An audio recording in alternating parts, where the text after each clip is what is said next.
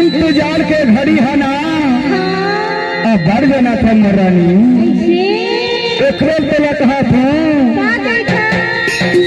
बूता कामया भुला जाबे ता भुला जाबे लेकिन मोर अदालत धन भुलावे ना नहीं भुलावा आबे का भुलावे तो नहीं भुलावा ले देखे लगे कर्मा न चला